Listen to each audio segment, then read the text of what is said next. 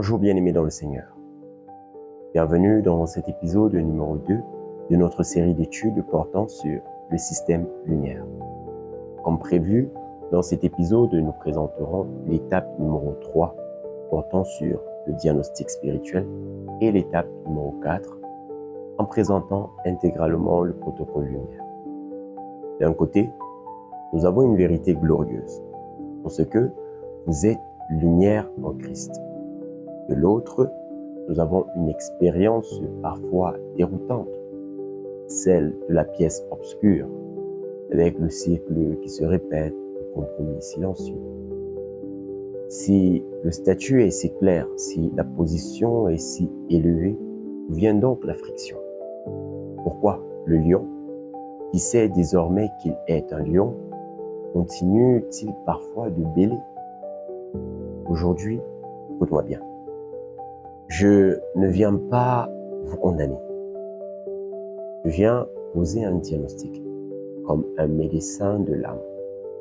Parce qu'on ne soigne jamais une maladie qu'on refuse de nommer. Jamais. Nous allons identifier ensemble les 4 grands pièges qui maintiennent un enfant de lumière dans l'ombre de ses anciennes habitudes. Pas pour vous accuser, mais pour vous libérer. Le piège numéro 1 est de penser en termes de comportement et pas de statut. C'est le piège le plus répandu, bien aimé. Nous croyons que la vie chrétienne est une checklist, c'est-à-dire ne fais pas ceci, fais cela, efforce-toi encore, et c'est épuisant à la longue, parce que c'est une inversion totale de l'évangile. Dieu n'a jamais dit « comporte-toi en lumière pour que je te déclare lumière ». Non. Il a dit « tu es lumière ». Alors, laisse cette réalité transformer ton comportement. Bien-aimé, l'un, c'est la religion, c'est-à-dire que tu produis pour prouver. Tandis que l'autre, c'est une relation. C'est-à-dire que tu reçois une identité et tu exprimes qui tu es. C'est comme peindre un radiateur en orange pour qu'il ressemble à une source de chaleur, en oubliant qu'il suffit de le brancher pour qu'il devienne brûlant. Être branché, bien-aimé, c'est vivre consciemment depuis ton identité en Christ. Le piège numéro 2 est celui de vouloir la lumière sans l'exposition. C'est ce que j'appelle le piège de la négociation. La parole est claire là-dessus. Dieu est lumière, il n'y a point de lumière, il n'y a point de ténèbres en lui. Pardon. La lumière, par nature, expose. Elle révèle, elle traverse. Elle ne négocie pas. Mais nous, soyons honnêtes, nous voulons souvent un Dieu soleil qui réchauffe nos vies. Pas un Dieu scanner qui examine toutes nos vies. Nous voulons le confort de sa présence, mais pas la confrontation de sa sainteté.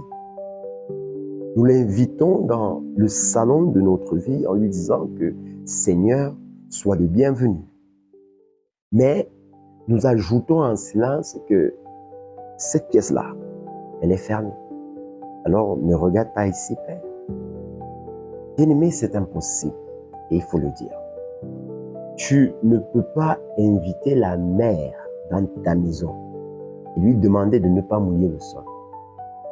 Quand tu invites Dieu, tu invites la lumière absolue et elle brillera partout dans ta vie. Le piège numéro 3, c'est de vouloir la communion sans la vérité. Bien-aimé, la parole fait un lien direct. Il dit que si nous marchons dans la lumière, nous sommes en communion les uns avec les autres. La vraie communion ne naît pas autour d'un café. Non. Elle naît sur le terrain commun de la vérité exposée. Mais nous voulons la fraternité sans la vulnérabilité. Le comment ça va sans la réponse honnête. Alors, nous portons des masques bien polis le dimanche. Et par la suite, nous nous plaignons que l'Église est superficielle. Et bien aimé, l'Église n'est que le reflet de nos cachotteries collectives. La communion authentique a un prix, et il faut le dire. Et ce prix, c'est la transparence. Le piège numéro 4, c'est de vouloir la victoire sans l'allure. Oui, c'est ce que j'appelle le piège de la dissonance. Nous prions contre un esprit de peur tout en nourrissant chaque jour des pensées catastrophiques. Nous demandons la délivrance d'une tentation tout en consommant ce qui alimente cette tentation. Nous voulons vaincre les ténèbres tout en gardant un pied dans l'obscurité. Bien-aimé, c'est comme vouloir guérir d'une intoxication en continuant de boire le poison en question qui nous intoxique. Ça ne fonctionne pas comme ça. La victoire n'est pas une formule magique. Bien-aimé, c'est le fruit d'un alignement réel entre nos prières, nos paroles, nos pensées et nos actions. Avec la réalité de notre identité de lumière. Oui, bien-aimé, ces 4 pièges que nous venons de citer convergent vers une seule loi spirituelle. J'aimerais que tu l'écoutes bien. Grave-la dans ton cœur si nécessaire. C'est quoi? Ce que tu refuses d'exposer à la lumière finit toujours, je dis bien toujours, par te contrôler. Cette peur cachée contrôle tes décisions. Cette amertume cachée contrôle tes relations. Cette habitude cachée contrôle ton temps, ton énergie et tes choix. Oui. La porte verrouillée que tu as ne protège pas ton secret. En réalité, elle emprisonne ce qui te domine. Tu crois garder le contrôle en cachant. Mais en réalité, c'est ce que tu caches qui te tient justement comme prisonnier, qui te tient en laisse. Alors, voilà où nous en sommes bien. Le diagnostic est posé et il est sans appel. Le problème n'est pas un manque de volonté. Ce n'est pas que tu sois mauvais ou paresseux. Pas du tout. Le problème, c'est un manque d'alignement.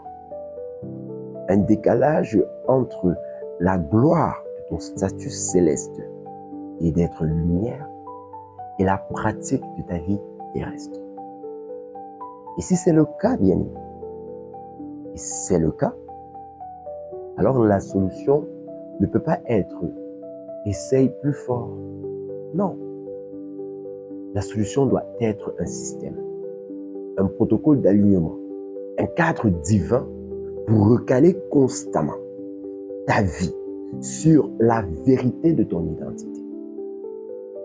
Dieu, bien-aimé, dans sa grâce, ne nous laisse jamais avec un diagnostic sans un traitement.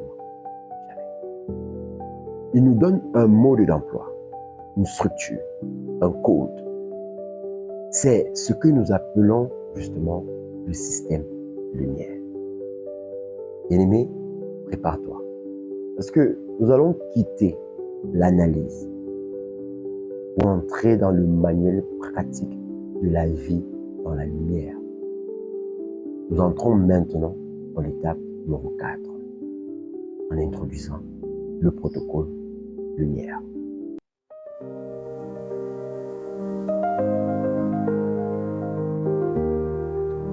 Alors, voilà où nous en sommes. D'un côté, une identité glorieuse, en ce que vous êtes lumière. De l'autre, un diagnostic sans appel, qui sont ces 4 pièges qui vous empêchent de vivre pleinement votre identité. Bien-aimé, la dissonance est criante, la frustration, elle est réelle. Et soyons honnêtes, à ce stade, beaucoup de prédications vous laisseraient tomber. On vous dirait simplement « aie plus de foi ». On vous dirait « prie plus fort ». Fais un effort de plus. Et vous repartirez avec quoi? Le slogan de plus à ajouter à votre liste d'échecs. Encore un cycle religieux, bien. Encore de la pression, encore de la culpabilité. Il faut être honnête, il faut le dire. Mais aujourd'hui, quelque chose change. Parce que le Dieu qui a créé la lumière et qui vous a déclaré lumière n'est pas un Dieu de confusion. C'est un Dieu d'ordre, de méthode, de précision. Il ne crie pas depuis le ciel « Sois lumière ». Non. Vous regardez tâtonner dans le noir. Ce n'est pas ce qu'il fait. Bien-aimé, Dieu descend dans l'obscurité avec un plan. Écoutez bien ce que je vais dire. Ce que je vais vous partager, bien-aimé, n'est pas une astuce, ni une technique, ni un gadget de développement personnel version gospel. C'est bien plus profond. C'est un protocole. Dans le monde médical, un protocole, c'est une suite d'actions précises, validées, destinées à traiter une condition précise. Quand un médecin pose un diagnostic, il n'improvise pas. Il active un protocole. Bien-aimé dans le Seigneur, Dieu est le médecin suprême de nos âmes. Je voudrais que tu dises Amen à cela. Face au diagnostic de cette dissonance identitaire, c'est-à-dire que ce fossé entre qui vous êtes et comment vous vivez, il ne vous donne pas un vœu pieux. Il vous révèle un protocole céleste d'alignement. Et ce protocole porte un nom. C'est le protocole lumière. Chaque lettre n'est pas un slogan. Chaque lettre est une interface, un point de connexion précis entre la vérité de votre identité en ce que vous êtes lumière et la réalité de vos décisions quotidiennes. Bien-aimés, laissez-moi être très clair à ce sujet. Ce protocole n'est pas une nouvelle liste de règles pour mériter, par exemple, la faveur de Dieu. Non, ce n'est pas de ça qu'il s'agit. C'est exactement l'inverse. C'est le mode d'emploi pour vivre depuis la faveur que vous avez déjà reçue de Dieu. Oui. Ce n'est pas un talisman magique. C'est une grille de discernement. Oui.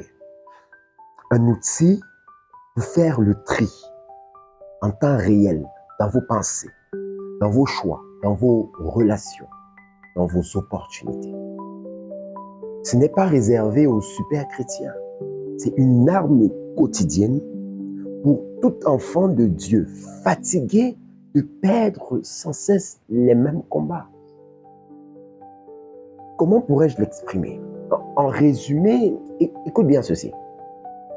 Le protocole lumière bien-aimé est le système pratique donné par Dieu pour recaler constamment votre vie terrestre sur la fréquence céleste de votre identité. Amen. Maintenant, déployons-le. Parce que chaque lettre est une question. Chaque lettre est un test. Chaque lettre est un portail vers l'alignement. Le L pour lampe, c'est, je te poserai la question, est-ce que la parole de Dieu éclaire clairement ce chemin ou est-ce que j'avance à l'instant? Le U pour union, c'est, est-ce que ce choix me connecte davantage à Jésus ou est-ce qu'il crée de la distance? Le M pour mutualité, c'est est-ce que je peux exposer cette décision dans la communion des saints ou est-ce que j'ai besoin de la cacher? Le I pour identité, c'est de te demander, cette action est-elle cohérente avec le fait que je suis lumière? Ou est-ce un réflexe des anciennes ténèbres? Le E pour équipement, c'est de te demander, ai-je besoin de saisir une arme de lumière ou de rejeter une œuvre des ténèbres? Le R pour révérence, c'est de te demander, suis-je disposé à recevoir la correction qui m'aligne ou est-ce que je résiste à la discipline de Dieu? Et le E pour essence, c'est de te dire, cette zone de ma vie peut-elle supporter l'exposition totale à la lumière absolue de Dieu? Vous voyez, bien-aimés, ce n'est pas compliqué, mais c'est profond. Parce que chaque lettre est un filtre. Et c'est en faisant passer nos vies à travers ces filtres que l'alignement se produit, que la pièce obscure est enfin exposée. Non, pas pour la condamnation, bien-aimé, mais pour la guérison. Mais attention, nous pourrions nous arrêter ici avec un bel acronyme et rater toute la puissance.